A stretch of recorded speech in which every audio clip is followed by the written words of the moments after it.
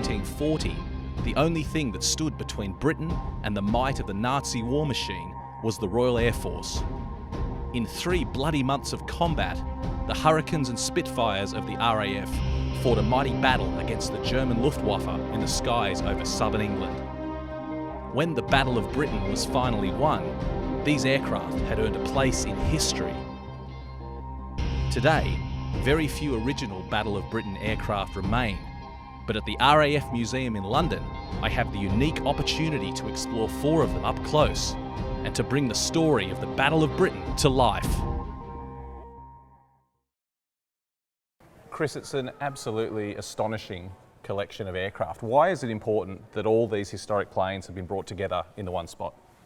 Yeah, you're absolutely right. It is an amazing collection that we have. It tells the story of aviation of more than 100 years. So from the very first biplanes, we can only fly a few miles per hour, to these fast supersonic jets. And of course, our Battle of Britain collection. So it's very important that we tell the entire story, not only of aviation, but specifically of the RAF. Well, that Battle of Britain collection is unique. Tell us a little bit about that. Well, this is the only place in the world where you'll find 4 authentic Battle of Britain fighter aircraft. So these are the real ones which actually fought in that battle.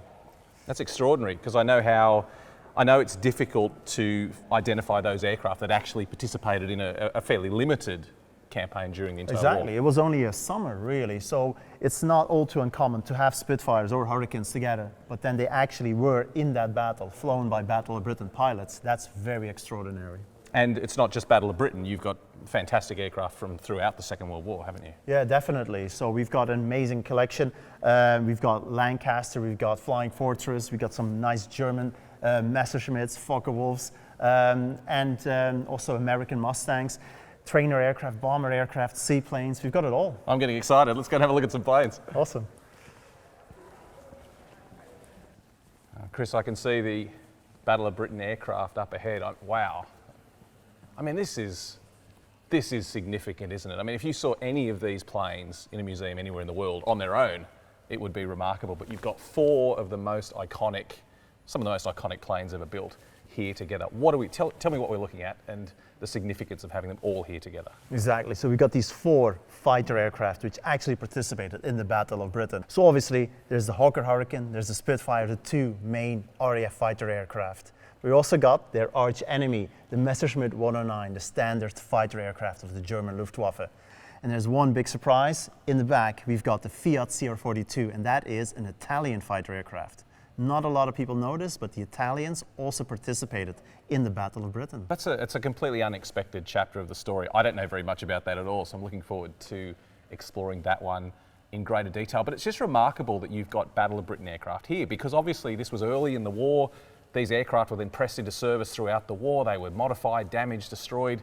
To have 4 aircraft that you know flew in that battle, amazing, incredible. Indeed. So of course, because the war lasted for another 5 years, so most of these Battle of Britain aircraft would have been lost, destroyed. So not a lot of them were left. But actually, even during the Second World War, there were a couple of aircraft which were earmarked for preservation. Even then, before the war actually ended. I think they were quite confident they were going to win the war. Well, let's go and have a closer look. They're amazing.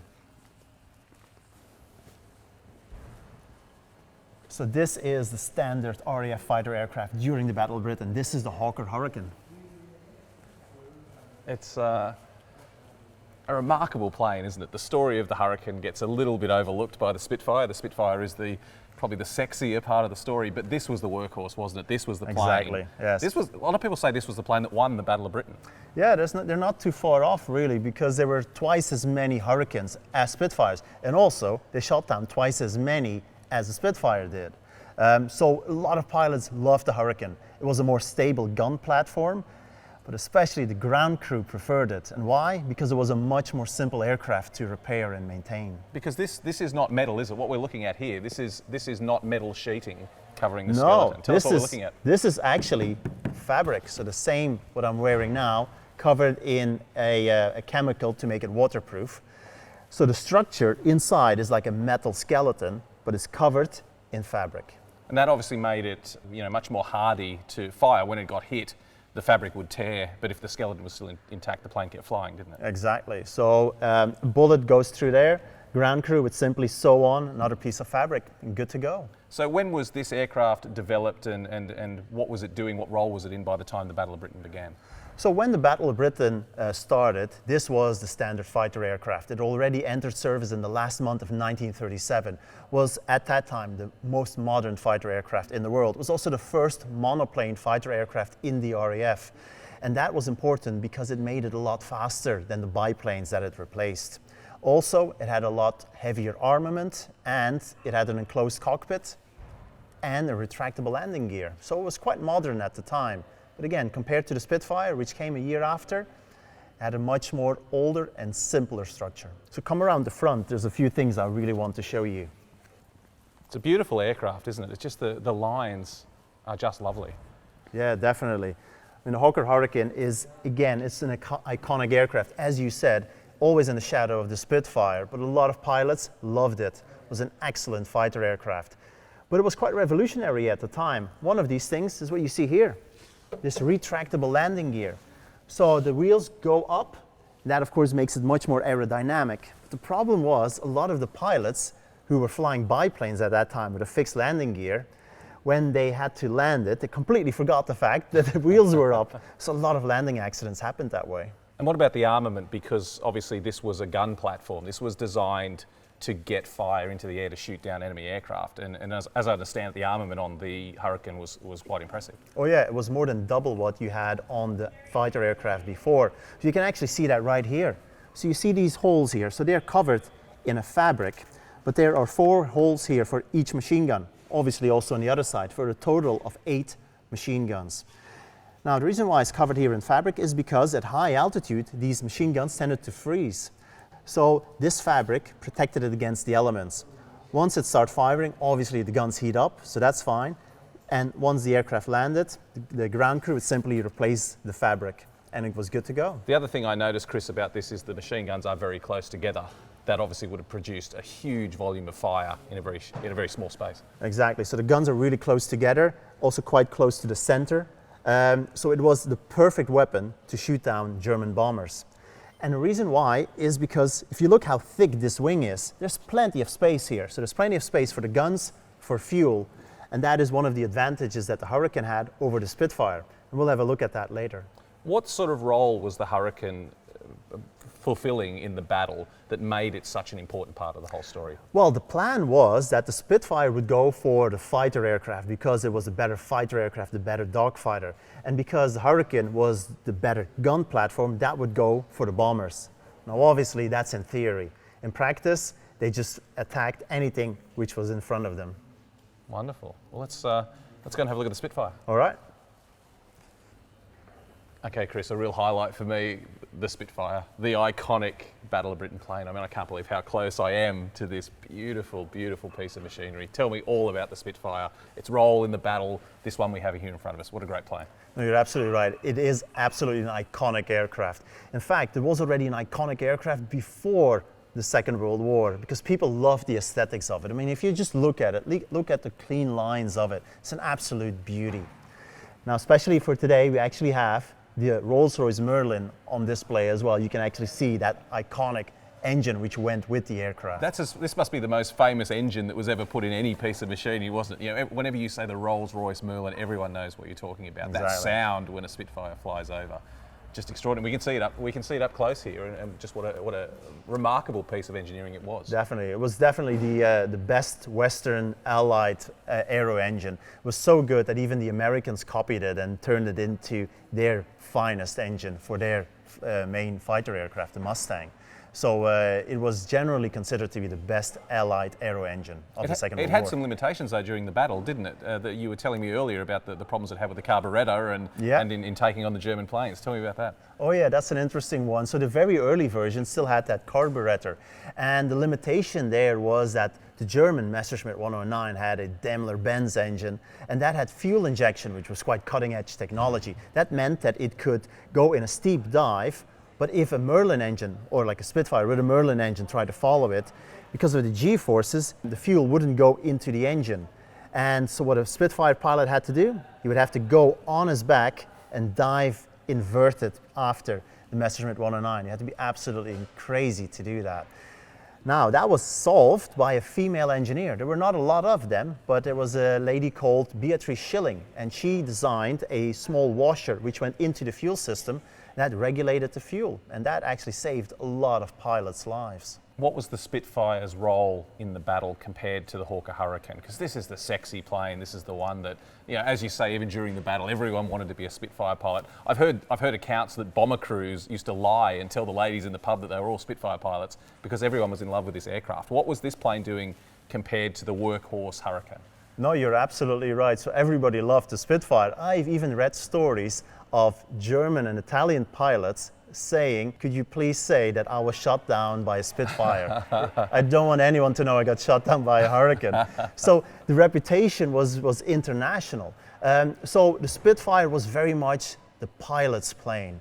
A lot of pilots said it was like putting on a glove. That not only reflected on the fact that it was very cramped inside the cockpit, it also meant that it was such an easy plane to fly. It very much felt natural to throw around in the air. So pilots absolutely loved it.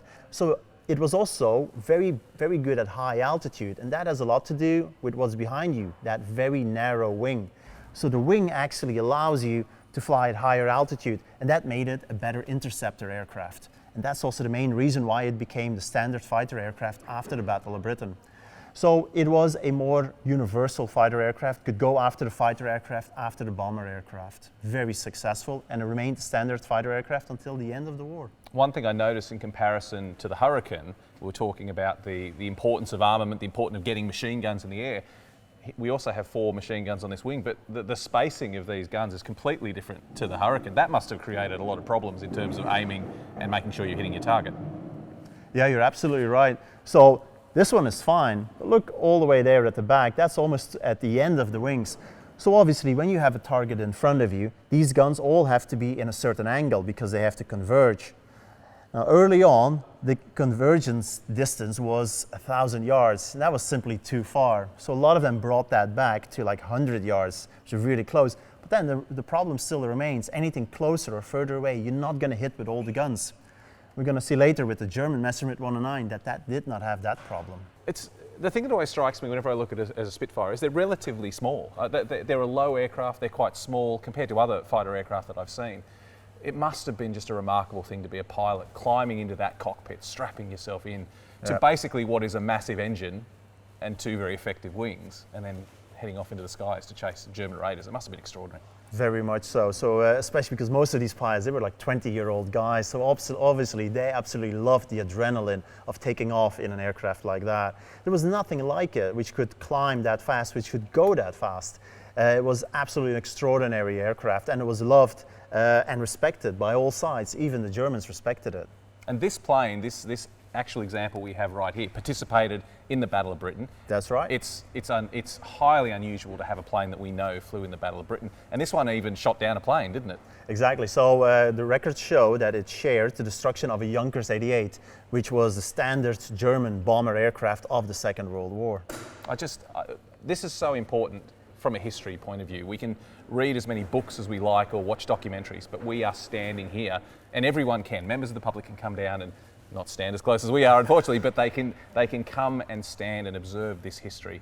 That's why it's so important. That you must love that every day dealing with these aircraft, that it is living history every day in your job. I mean, I absolutely love this because it's something that appeals to a lot of people, but especially they're covered with so many inspirational stories, because it's not just about the aircraft, it's also about the people who flew in them, the sacrifices that they did, but also the performance that they made. It's a vessel of inspiring stories. Do even young people recognise the significance of the Spitfire? You've got people who were born 70 years after the war ended. Do you have that? Do young people make that connection with the history in the way that older people do? Probably not. It's not exactly the same thing. But on the other hand, young people do recognize the fact that it was a very important aircraft, and aesthetically, it's still as beautiful now as it was back then. Just a gorgeous plane. It was great to see the Spitfire, Kris, but again, a bit of a personal thrill for me. Messerschmitt 109, an iconic aircraft, obviously not just for the Battle of Britain, but the whole Second World War, but very, very different from the Spitfire in design, in function. Tell me about this plane. Yeah, so a lot of people, when they see the Messerschmitt 109 for the first time, they actually find it much more aggressive looking. I think it has a lot to do with the angular look. It's obviously, while the Spitfire is really like an element of beauty, you're in no doubt what this is supposed to do. This is designed to shoot down enemy aircraft, and that's exactly what it did for the entire war. And it was very effective at that as well, wasn't it? It was one of the most successful fighters that was employed Without during a the war. doubt, without a doubt. And it remained competitive all throughout the war. So a lot of it had to do with, of course, the engine.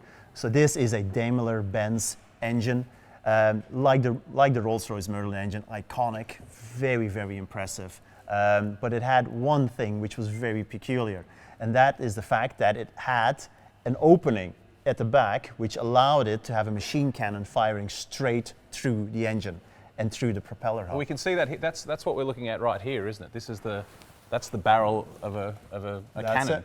Exactly. So it was designed in such a way that you would have cannon fire going through the propeller hub straight forward. So you didn't even need a synchronization gear, it would go straight forward.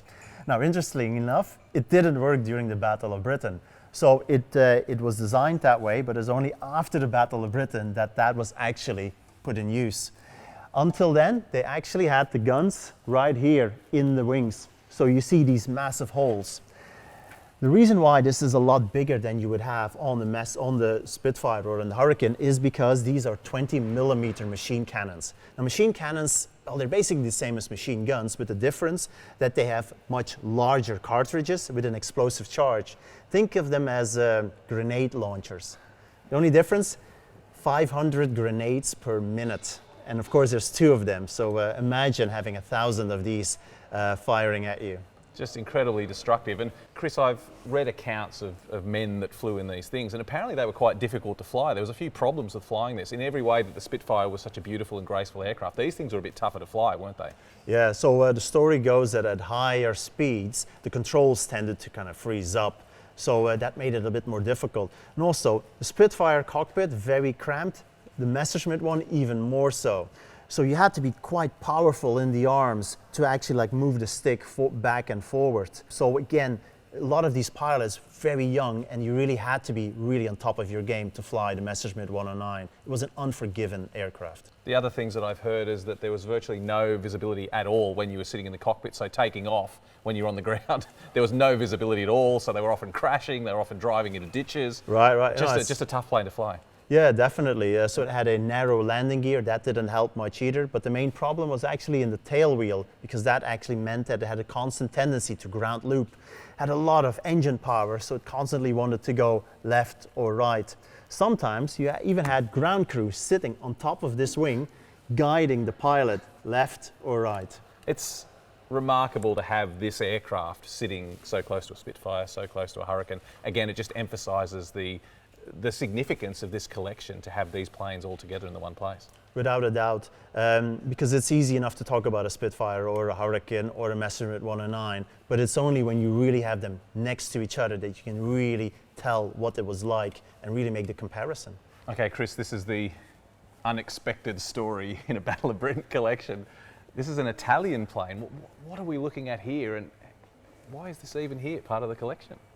So yeah, you're right. So it's an Italian aircraft, but I think the most remarkable thing is that it's a biplane. So there is a biplane Italian fighter aircraft in the Battle of Britain. So the reason why is because Mussolini, he felt that, well, he wanted to have a bit of the action. He thought, like he did in France just a month before, he thought, well, Britain, that's a done deal. There's no way that they're gonna stop Hitler. So what I'm going to do is I'm gonna send a few squadrons over there. I'm going to show Hitler that I did my bit, and then maybe, he's going to give me Gibraltar or Malta from the British. That was the idea. Unfortunately, the aircraft that he chose, well, maybe a bit of an unfortunate choice. So the main fighter aircraft was this Fiat CR.42. As you can see, it's a biplane fighter aircraft. It's got a fixed landing gear. It even has an open cockpit. So I don't think the pilots were all too happy when they had to fly in this kind of weather. So I mean, this, even just looking at it compared to the other aircraft we've seen, it looks completely outclassed. How did this plane perform in the Battle of Britain? Yeah, so exactly like what you said. So it was completely outclassed. It is pretty much an older generation type of aircraft. But it's only during the Battle of Britain that became apparent, because the Italians, they were actually quite confident that this was going to be victorious. And the reason is that this is a very maneuverable fighter aircraft. It's very light, it has very low wing loading, which makes it an excellent aircraft to fly.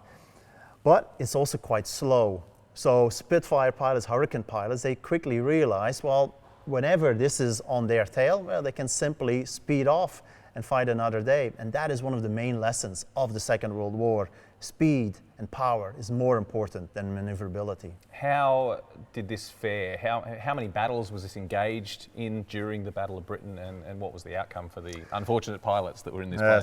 Well, maybe luckily for the Italian pilots, it didn't see all that much action, because very early on it was realized that this just wasn't up to the standard. So it had a few patrols which went over the east of England, escorting bombers, which were equally ineffective. And Mussolini quickly changed his mind, and he withdrew them after a few weeks. So didn't see all that much action. But this aircraft was actually produced all the way until 1943 and was used as a ground attack aircraft. So think about North Africa, Africa Corps. That's the main place where it fought.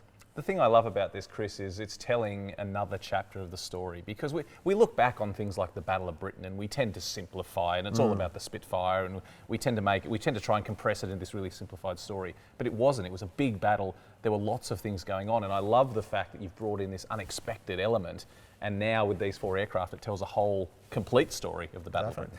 Battle of Britain was more than simply Britain against Germany. It was very much the world kind of coming together in this place, not only because you had Italians and Germans, but also because on the RAF side, well, it was pretty much the entire Commonwealth. You had the Australians, New Zealanders, you got also people from occupied Europe, Polish, Czechs, Belgians. They all took part in this battle flying RAF fighter aircraft. Just remarkable. It's wonderful to have it here. There can't be too many of these in collections in museums around the world, particularly as it relates to the Battle of Britain. And as I said, this is the only one which actually participated in the Battle of Britain, the only one remaining.